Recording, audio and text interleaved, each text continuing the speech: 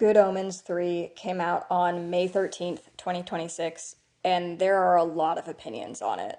The Good Omens fandom, which has a strong community of very active and dedicated fans, has sort of been thrown for a loop, not just by Good Omens 3 itself, but by a series of scandals between the release of Season 2 and the release of Season 3. Neil Gaiman, one of the original authors of the book Good Omens, has faced some really serious allegations, which I'll talk about a little bit more later in this video. And as a result of those allegations, there were calls to remove him from the development of Season 3.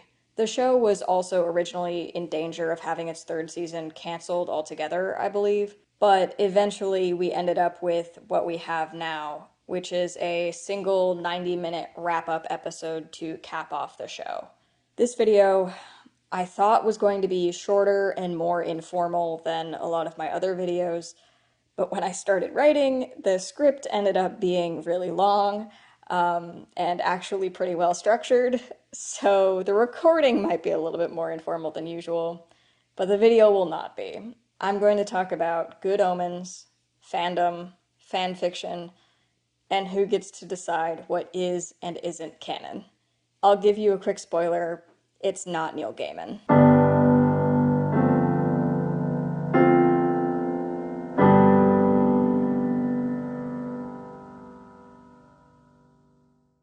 If you're new here, hi. First of all, sorry my voice doesn't normally sound like this. I'm recording in a different room than usual, and there's probably going to be some more like reverberation of the sound. But also, I'm also recording this first thing in the morning. I actually haven't even finished my coffee yet, so my voice is a little bit different than it normally is. But in any case, I cover bookish topics from the perspective of a young, trying to get published sci-fi author. My last video was about fan fiction in general, using Star Trek as a case study, but I wrote the script for that before Good Omens 3 came out, and I wanted to back up and talk about Season 3 through that same lens of canon, authorship, and authenticity. If you want to see that longer video on fanfiction, it's called The Ancient Art of Fanfiction. It's on my channel. Alright, so a quick recap of Good Omens before we go any further. If you don't need this, skip to the timestamp I'm going to put on the screen right now. Good Omens, The Nice and Accurate Prophecies of Agnes Nutter, Witch, by Terry Pratchett and Neil Gaiman, was published in 1990. The plot of the book centers around the angel Aziraphale and the demon Crowley. Aziraphale and Crowley have both been on Earth for a long time, and they've become so accustomed to their surroundings and life on Earth, and their kind of uneasy friendship with each other, that when heaven and hell decide it's time to kick off the end times, they both realize that they don't want to go along with it. The end times is supposed to be brought about by the Antichrist, and Aziraphale and Crowley decide to sabotage it in order to keep the world going. There are a lot of shenanigans and side plots that generally tie into the main arc of the book, but for these purposes, that summary is basically sufficient. Aziraphale and Crowley are an angel and demon who are sort of friends, and against the wishes of heaven and hell, they team up to stop the apocalypse. The plot of the book Good Omens was adapted for a TV show on Amazon Prime, with Season 1 being released on May 31st, 2019. Unfortunately, Terry Pratchett, one of the authors of the book, passed in 2015, several years prior, but Neil Gaiman, the other author, was involved in the adaptation. While there was no book sequel to Good Omens, Pratchett and Gaiman supposedly had an idea for a second story, and Gaiman wrote Season 2 as a bridge from the first story into the second story. Season 2 was released on July 28th, 2023. Here's a very quick summary of the plot of Season 2, and I think the ending is the most important part to this discussion. At the closing of Season 1, Aziraphale and Crowley are left to their own devices on Earth, cut off from heaven and hell, respectively. Aziraphale continues to run his bookshop in London, and Crowley carts around his beloved houseplants in his vintage Bentley. They are, at this point, undeniably friendly. One day, Aziraphale receives an unexpected visit from the Archangel Gabriel, one of the villains of the previous season. Gabriel is naked and has total amnesia, and Aziraphale has no idea why he's there. Over the course of the season, Aziraphale and Crowley work together to try to hide Gabriel from heaven and hell, who are searching somewhat desperately for him, and to figure out what happened to erase his memory. As they do, we get a lot of flashbacks to moments throughout the course of human and biblical history where Aziraphale and Crowley work together and develop their relationship. In the main timeline, Aziraphale and Crowley also have to make attempts to get two of Aziraphale's neighbors, Maggie and Nina, to fall in love in order to cover up a huge miracle that they performed to hide Gabriel. Nina and Maggie, for their parts, do not appreciate the meddling in their lives, even though they are actively falling for each other.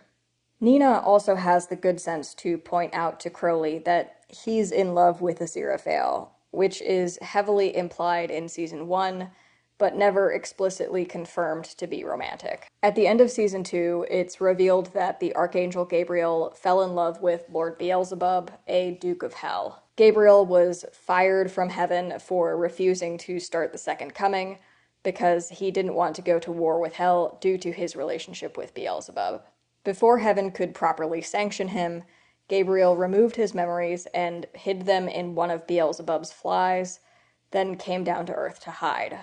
Gabriel is reunited with Beelzebub and regains his memory, and the two of them escape heaven and hell to live happily ever after on Alpha Centauri. At the close of the story, when the other angels and demons are fighting about it all, the Metatron, the angel that talks directly to God, comes down to Earth and tells everyone to disperse so that he can talk to Aziraphale in private. As he does, Maggie and Nina pull Crowley aside and convince him that he needs to talk to Aziraphale and tell him the truth of how he feels. When Aziraphale and Crowley reconvene, Aziraphale tells Crowley, very excitedly, that the Metatron offered him the position of Supreme Archangel, and offered to allow him to restore Crowley to his status as an angel, which is what he was before the fall, when he became a demon, yada yada yada. Crowley is incredibly offended and hurt by the implication that he would want to be an angel again, or that he needs to change for Aziraphale or whatever. He's not buying what Aziraphale is selling. Crowley then finally confesses his love to Aziraphale. Aziraphale keeps trying to convince Crowley to come with him to heaven, and it progresses to a full-blown fight, and we get one very dramatic, angsty kiss before Crowley and Aziraphale part ways. Crowley in his Bentley, and Aziraphale for heaven. Okay, that's the end of Season 2. It ends on this huge, very romantically tense and angsty cliffhanger. It's essentially a tragedy, which has spawned an enormous amount of fanfiction and speculation about how everything is going to end. Originally, this cliffhanger ending was fine.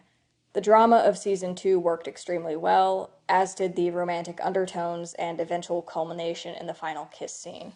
But then, beginning in July of 2024, there were allegations made against Neil Gaiman. To the best of my knowledge, these came from 5 women, and the specifics of the allegations cover a range of heinous misdeeds that I can't really talk about on YouTube. For the purposes of this video, I'm not going to go into detail, but I am going to say that I, in my personal opinion alone, find the allegations to be credible. In my personal opinion alone, my opinion on my own, I also find the contents of the allegations to be stomach-churning, revolting, nasty, vile, disgusting, horrible, sickening, repulsive, shocking, appalling, evil, abominable, foul, horrific, abhorrent, loathsome, atrocious, ghastly, sick, in my personal opinion. Alright, so hit the fan with Good Omens 3 due to Neil Gaiman's involvement, and the project was almost cancelled. From what I understand, eventually Gaiman stepped back from the project, and Good Omens 3 was able to go forward in a new format, a single 90-minute wrap-up episode instead of a 6-episode season, with the story apparently credited to Neil Gaiman and the teleplay credited to Neil Gaiman and 2 other authors.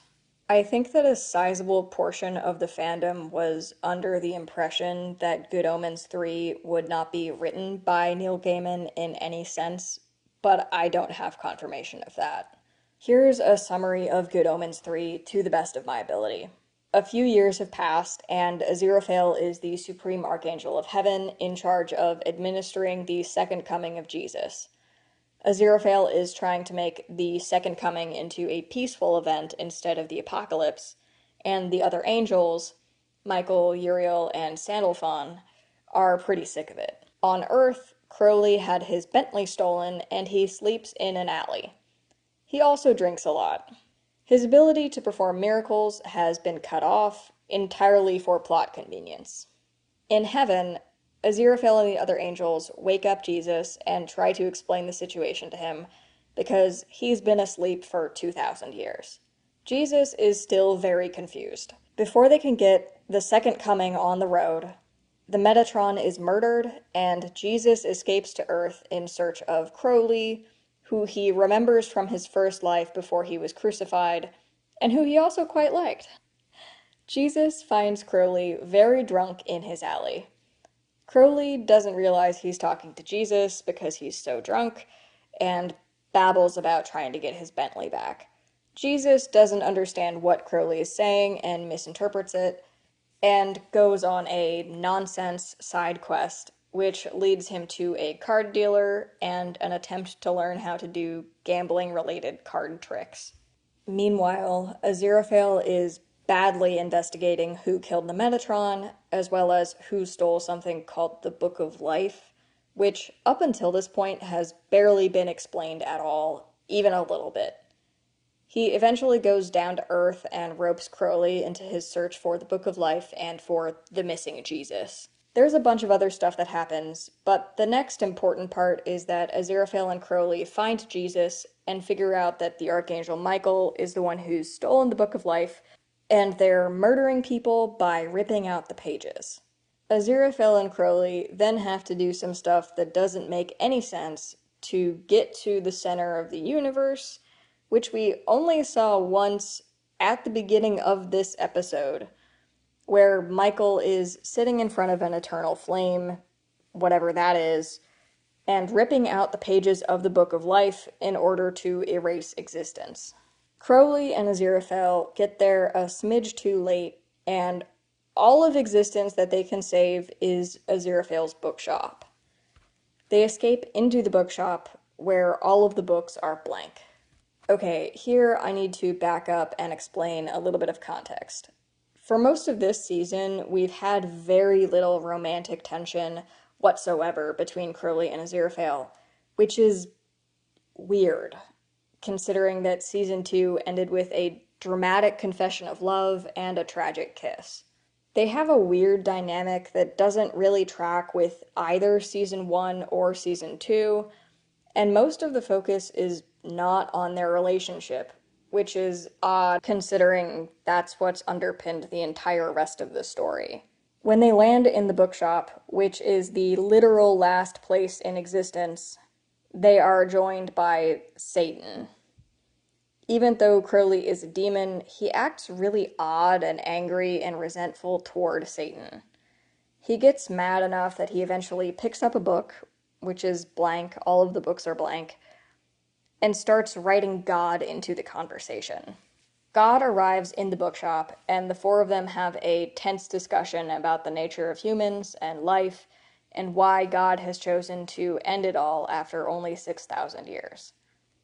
Aziraphale, sort of out of the blue, starts making what sounds like a declaration of affection for Crowley to God, in the context of saying that Crowley makes him complete, and why would she take that away, and yada yada yada.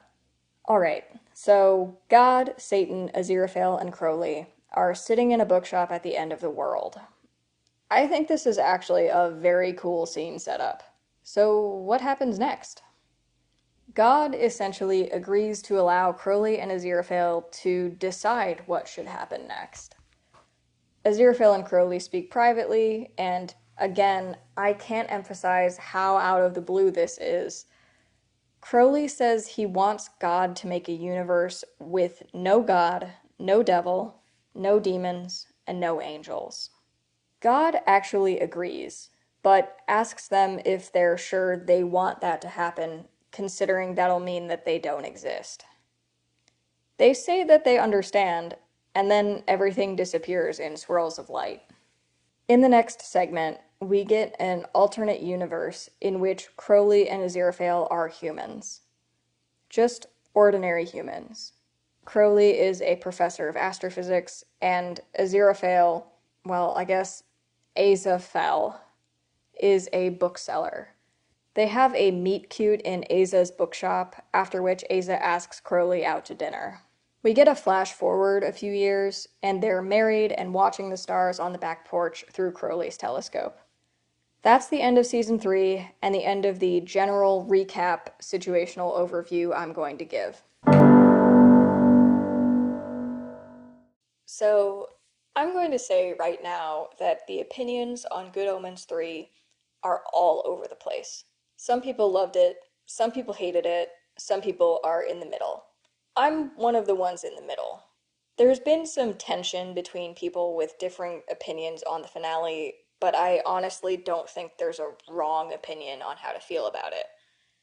I'm going to give my feelings about it, then talk about some of the range of reactions that I've seen, and how this has made me consider things like authenticity, canon, and fandom.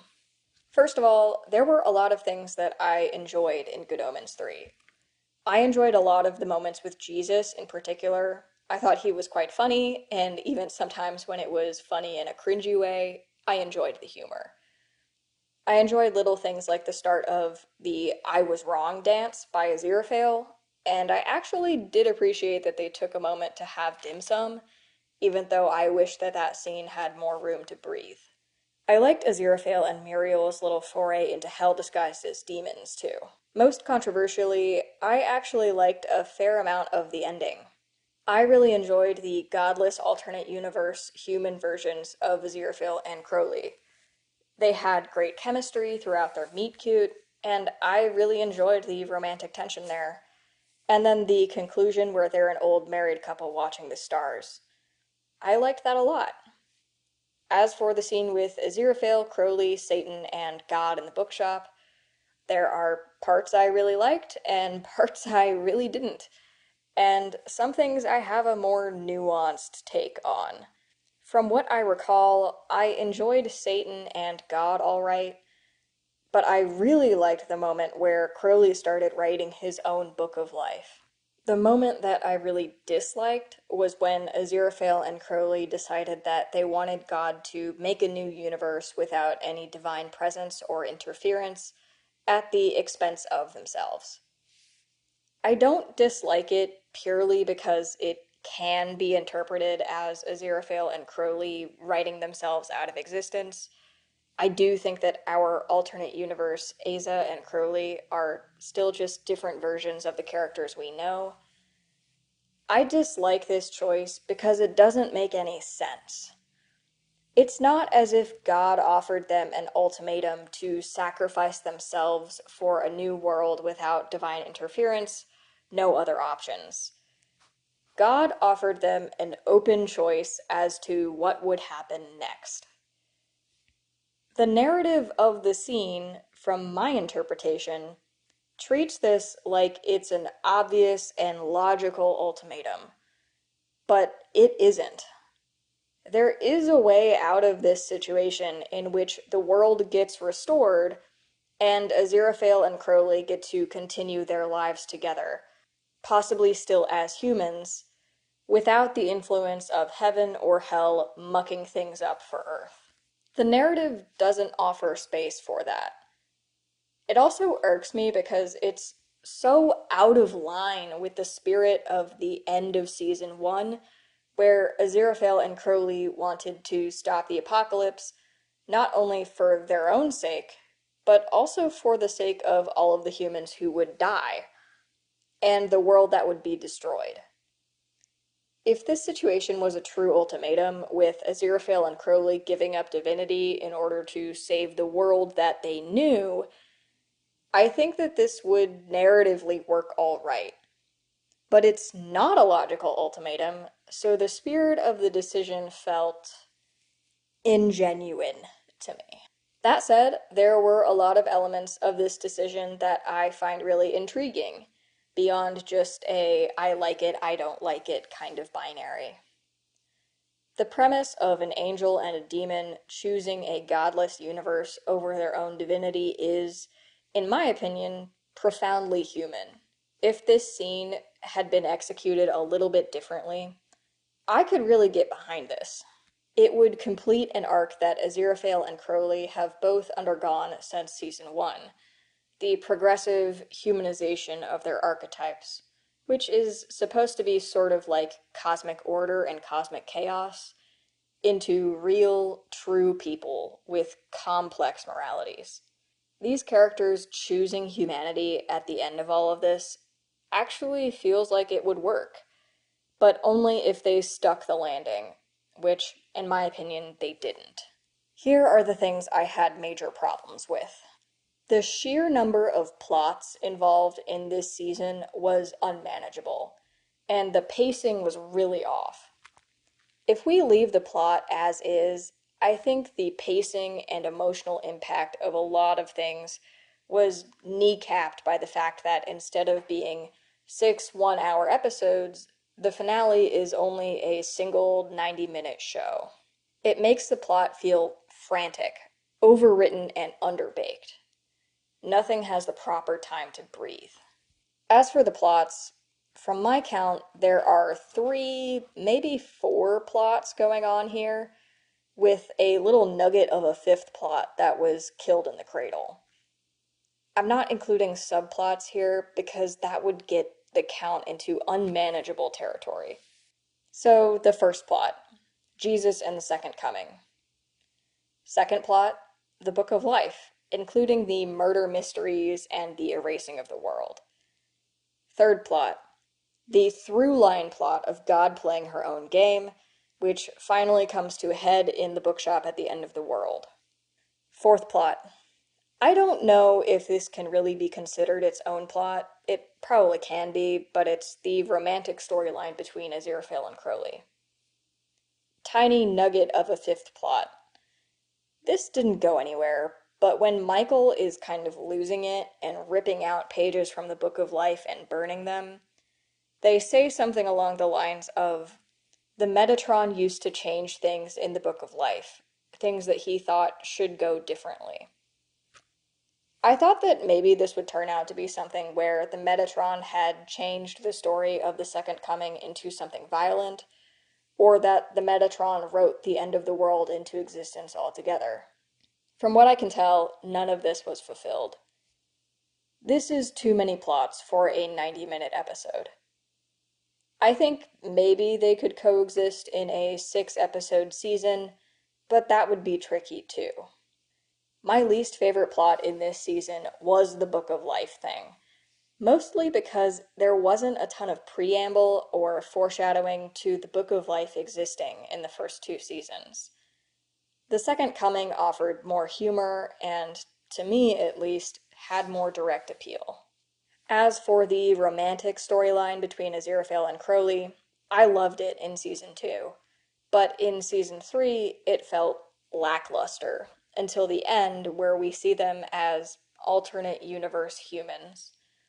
Prior to that, the love story felt somehow both forced and also sanitized, like it was corporate approved rather than substantive. A lot of people were really mad that we didn't get a second kiss in season 3, but to me this is a secondary problem to the lack of all of the other signs of emotional intimacy and romantic tension in this season. It felt like they were artificially physically separated for a lot of the filming, which was really bizarre. What was even stranger to me was the fingertip kiss, because, like, They're standing right next to each other and they could just have a proper kiss. I found it sweet, but also really odd compared to the lack of all of the other romantic things that you would expect in a story like this. There were several subplots that I disliked, most seriously the gambling and gangster plot with Crowley losing the Bentley. It had interesting aesthetics to it, but it also felt out of place and like a weird diversion to me. If they leaned into the Jesus plot more, I think it would have worked better, but as it is, it didn't land for me. The whole center of the universe eternal flame thing was also random. It wasn't something that should have been introduced at the 11th hour. It made the whole Book of Life thing feel weird, and it also rocked the cosmology that I had imagined for this whole universe off its axis. This isn't even getting into how big of a plot hole Crowley's flying Bentley creates for season 1, where he drives it through a ring of fire and keeps it together by sheer force of will. Alright, that basically sums up my thoughts on the mechanics of the plot of Good Omens 3. Before I talk about fan reactions to season 3, there's a little writing thing that I want to talk about that covers the whole of Good Omens 1, 2, and 3. The format of trilogies often follows this pattern: triumph, tragedy, transcendence. One of the better known examples of this is the original Star Wars trilogy. In Episode 4, A New Hope, we end with triumph at the defeat of the Death Star. In Episode 5, The Empire Strikes Back, we end with tragedy after Luke loses his hand, finds out that Darth Vader is his father, and Han Solo is sealed in carbonite. In Episode 6, Return of the Jedi, we end with transcendence, in which Darth Vader sees the light and saves Luke's life, Han and Leia are reunited, and Luke looks forward to building a new future for the Jedi. The trickiest of these beats to land is often the third one, transcendence. Doing it well requires a combination of satisfying the plot of the 3 books, looking forward beyond the story that we've been telling, and also thematically or emotionally growing beyond the paradigms of the first 2 installments. It is also just plainly difficult to follow a tragedy because it requires the writer to get themselves out of a quandary that they've put themselves in. The difficulty of executing third installment transcendence often means that the second installment, tragedy, reads as better or higher quality than the third installment, and very often as more genuine. Sometimes this isn't the case, and the first installment, Triumph, reads as the best, with a dip in quality for tragedy and a restoration of quality for transcendence. But the example I already gave, Star Wars, is an example of the first situation. We have 3 good episodes with a peak in quality in The Empire Strikes Back. There's heightened emotionalism, an epic twist, and we're left with pretty high stakes as we wonder, how will the heroes come back from this one? A literary example of this pattern is the Red Rising series. Just a heads up, these next few seconds contain spoilers for the series, so skip the next 30 seconds or a minute. Okay, so in my opinion, all 3 books in the Red Rising trilogy are good, but the second installment, Golden Sun, which ends in an epic tragedy with a great twist, is far and away the best story. In fact, the quality of Golden Sun is so high that when I read Morning Star, I actually felt like it left some things to be desired, even though Morning Star is also excellent. Alright, Red Rising spoilers done. All of this is to say, writing a transcendent third installment after an epic emotional tragedy like Good Omens 2 was almost certainly going to be difficult. I think that it was also set up to fail by the fact that it only had 90 minutes to pull it off, as well as all of the writing and production changes, and by the fact that season 2 was just so incredibly well done. Take it from the audience's perspective. The problems with writing a great third installment are compounded by the fact that when you write a second installment tragedy really, really well, it becomes incredibly difficult to recreate or compete with the emotional high when you're trying to wind things down and move on instead of escalating them. Now I'm going to talk a little bit about fandom. Sorry if there's an audio cut. I needed to get some tea because I am not awake still. Fan reactions to season 3 had a pretty big range, like I said, and I have no desire to invalidate any of them. There were those who loved it wholeheartedly, which I think is actually great. But from what I can tell, the vast majority of fans were disappointed in the ending in some form or fashion. There are a lot of very legitimate reasons to feel that way, and I literally can't list them all in one video. There are the plot issues that I already talked about, as well as things like the corporate-approved feeling of the romance between Aziraphale and Crowley, but the issues that people had with the content of the season itself brought up other feelings about production, Neil Gaiman's involvement, Amazon's involvement, and a whole bunch of other stuff. I think that some fans, not all fans or even the majority, but some, have been at each other's throats for having different opinions on the quality of season 3 or how it should be interpreted as canon or non-canon. There's another thing here that is kind of difficult to talk about, and I want to try to discuss this delicately. It's the sheer level of investment of a lot of the fandom. I do think that there's a subsect of the fandom that was and is so invested that there was no way for season 3 itself to ever live up to their expectations, even if all of the problems I brought up in production and development and writing were resolved adequately.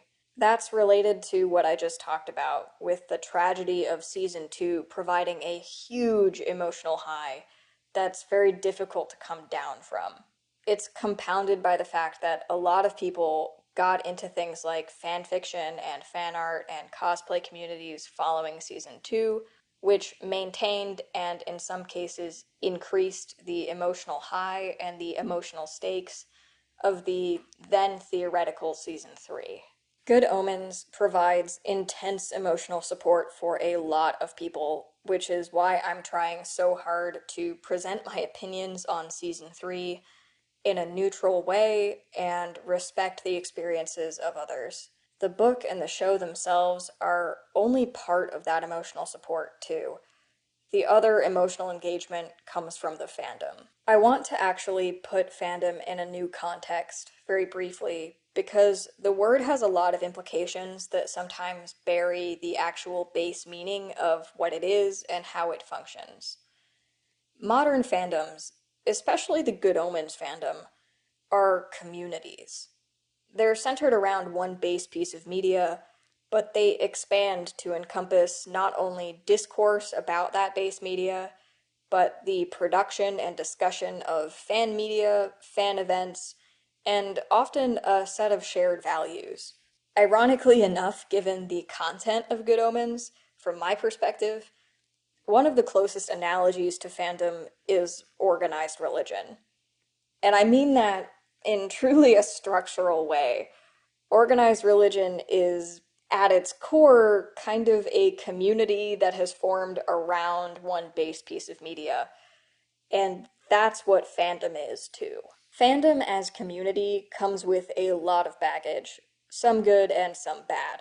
I'm going to talk about that next, but before I do, I want to disclose my bias and my relationship to Good Omens and the Good Omens fandom. First of all, I don't think I can properly consider myself a member of the fandom, even though I am a fan. I watched season 1 a little while after it came out in, I think, 2020, and I read the book shortly after, both of which I quite enjoyed. When season 2 came out in 2023, I watched it and loved it, but after a while it did fade from the forefront of my mind. The other day I was thinking about my experience watching season 2, though, and the exact timeline of when it came out. And I realized that season two gave me comfort and some emotional solace at a time when I really needed it to get through a difficult personal development. And it had a positive impact on the decisions that I made because it made me feel less alone and stronger. I know that's pretty vague, but I don't really like to talk about the specifics of that event, and I really don't like to share those details on the internet, so that's all you're gonna get. Anyways, season two was also watched by a close family member of mine, and like me, they really enjoyed it. It also provided them with a lot of comfort and emotional solace at a time when they needed it. Unlike me, though, they engaged with the fandom, particularly in the form of writing and reading fan fiction. The two of us talked a lot about season two after it came out, and season three in the lead up, and then one epic debrief over coffee after I finally got around to watching season three. To be clear, I don't think that their involvement in the Good Omens fandom is a bad thing. It means a lot to them and has done them a lot of good. I just want to disclose that while I'm more of a lay fan and not really a member of the fandom, someone quite close to me is, which is how I hear a lot about what's been going on and all of that. Fandom, especially this fandom, is community. That means it holds immense power, promise, merit, and also a significant danger. Communities have the power to help people, hold people up, and change lives, for better and for worse. The Good Omens fandom, for instance, provided a lot of people with a space where they felt accepted as non binary or gay or otherwise queer, as well as providing significant acceptance for neurodivergent fans. It gave people a way to form connections and make friends. I think that's great. That's the positive side of things. The negative side of things is the negative side of most communities. The risk of anger over differing opinions, which can lead to things like shunning. Sometimes this is warranted, particularly when it concerns certain unnamed, allegedly heinous people. But in the case of something like a very divisive finale, it runs the risk of causing schisms, which are very difficult to manage. Schisms between people who loved and hated the finale are risky, especially in the case of those who have a significant portion of their mental health staked on it. It can strain very real friendships, relationships, and fracture the same community that has supported a lot of people through huge challenges. Here's where I want to be really careful. I don't want to downplay this experience because, again, I think one of the closest analogies to a fandom like this is an organized religion. And that's a pretty serious topic and a very serious form of community. I've also never personally been invested in a piece of media to the point where my mental health is significantly affected by disappointment in its outcome. I've had hyperfixations on pieces of media, and I'd even say that my interest in Star Trek at least approaches the caliber of a special interest. But I've never been invested to the degree and for the length of time as a lot of Good Omens fans. I've also never been part of any religion, especially not an organized one, so I can't relate through that experience either, though I've unfortunately lost friends over parts of their religious journeys, so I do have experience witnessing the stakes of a community like this. But I do say, from an outside perspective, that there might be a lesson to be learned here for some people. Namely, that it's important to protect your mental health by maintaining a healthy limit on personal investment in media, and, dare I say, in religion as well. That limit is going to be different for everyone, and it'll vary wildly in appearance as well. I also don't want to blame anyone for having mental health difficulties or a mental health crisis over a piece of media. I haven't been there, but a lot of people have. And I think that it's important to treat that situation with a lot of compassion. In some cases, it may be responsible to encourage people to step back from the media or the fandom, in addition to providing non-media related support. The roller coaster of events that the Good Omens fandom has experienced especially the series of crises about Neil Gaiman and the finale, has made me think about who makes canon, and also about how much canon matters. I talked about this more in my fanfiction video using the biblical canon as an example, so a longer version of that discussion can be found there. Essentially, I think that the canon is determined by those who have the authority to claim legitimacy. That's not always determined by the name that's on the source material. In fact, it's very often not. In the case of Good Omens, we have two original authors for the book, Neil Gaiman and Terry Pratchett. Terry Pratchett has unfortunately passed away, and as we know, Neil Gaiman has been socially and professionally sanctioned. The vast majority of the fandom has also sanctioned him, and effectively stripped him of the authority to claim power over the canon, even though he retains authorship over the source material. At the end of the day, who has authority comes from whoever we agree has authority. And the Good Omens fandom has, by and large, decided that Neil Gaiman no longer does.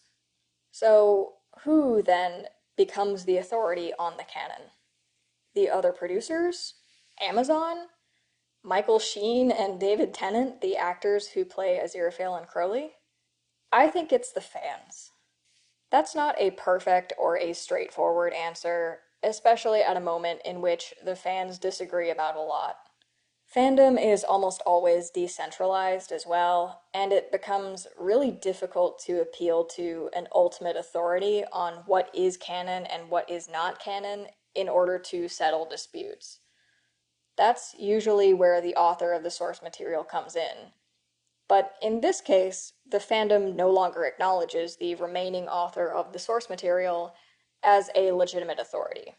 But I think that in this case, the authority on what's endorsed and not endorsed does actually lie with the fans. As a collective, that's bound to cause disagreements. But as individuals, it leaves fans free to decide what actually happened or didn't happen. I know that not everyone will agree with me on this, and that's fine. Part of why I have this perspective comes down to my main media investment, Star Trek. The perspective of a lot of Star Trek fans is basically that canon is great, sure, but it's not the end-all be-all.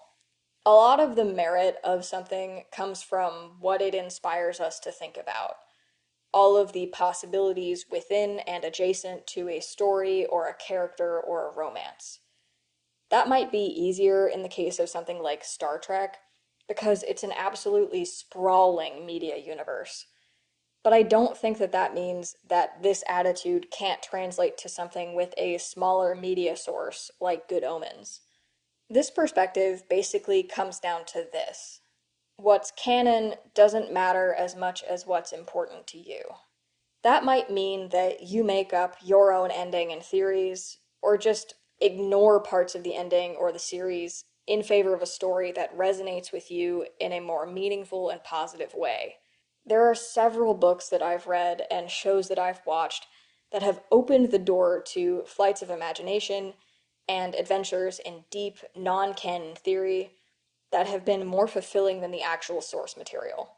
It doesn't particularly trouble me what's canon and what's not.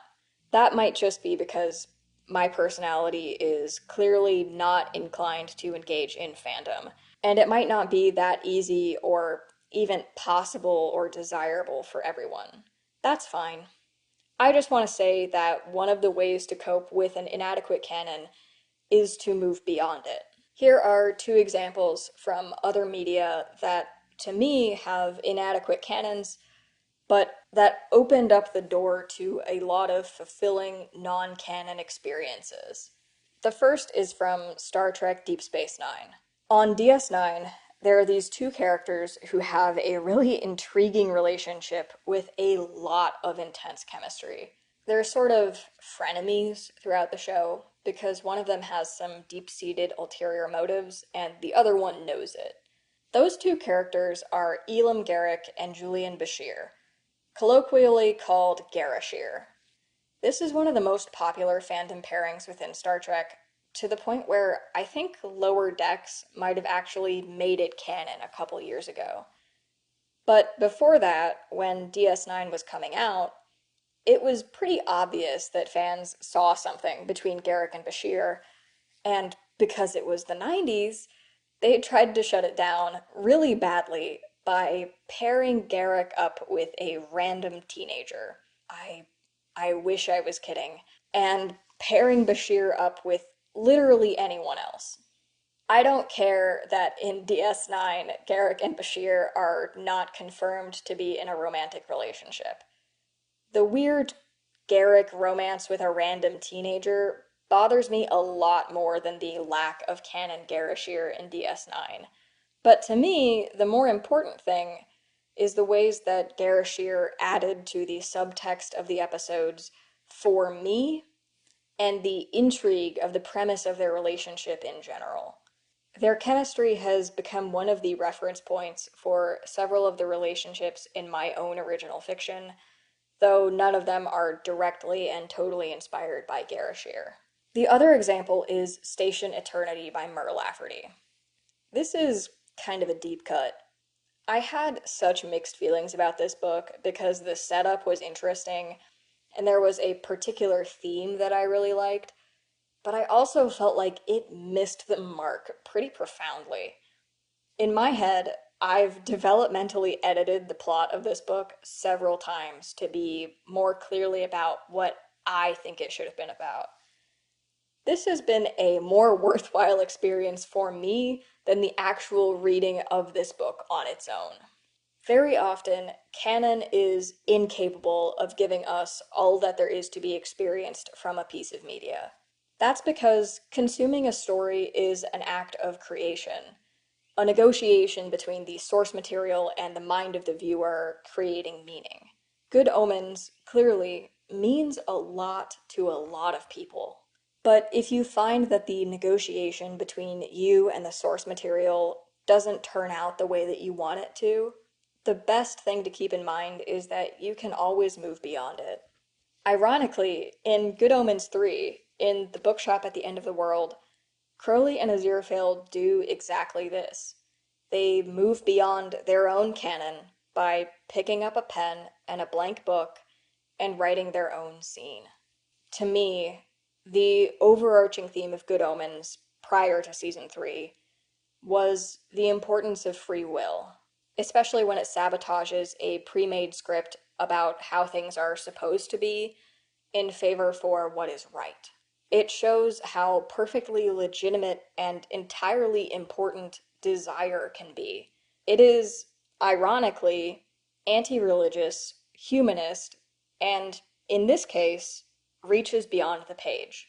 I know that to some fans, the finale of Good Omens is insurmountable and maybe even something that they can't recover from. I know that a lot of people also won't be able to see the merit in my attitude toward fandom and canon. That's alright. But I want to actually go back to the thing that I said earlier about the structure of a trilogy. Triumph, tragedy, transcendence. I think that a lot of the Good Omens fandom has just had their tragedy, unfortunately. But I genuinely hope that it can find its third installment, Transcendence. I'm going to do something a little bit different for recommended reading for this video.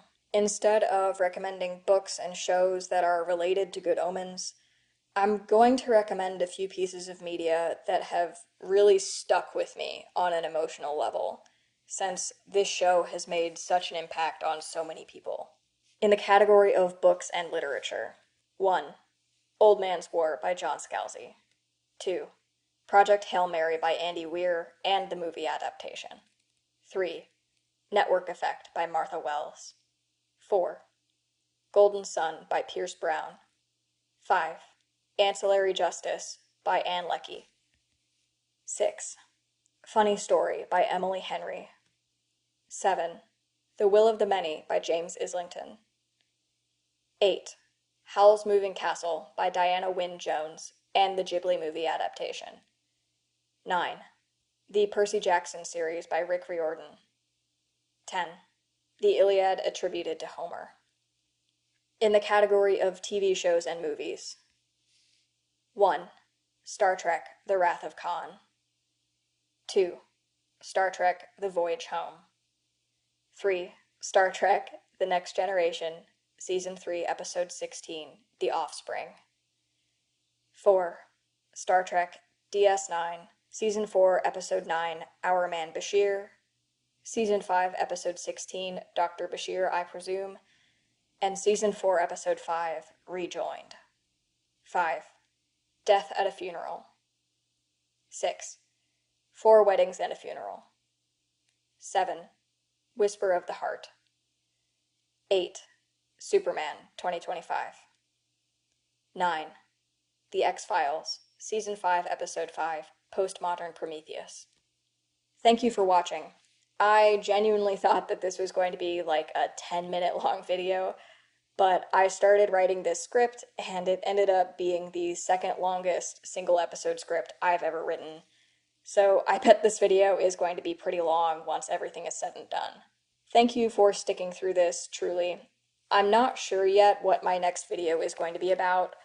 I've had a lot of stuff going on, so it might be shorter or take a while to come out.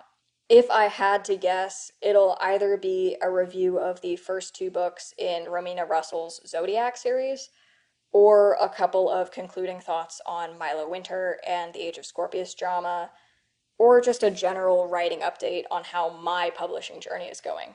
We'll see. If you're interested in any of those, subscribe so you don't miss them. Peace.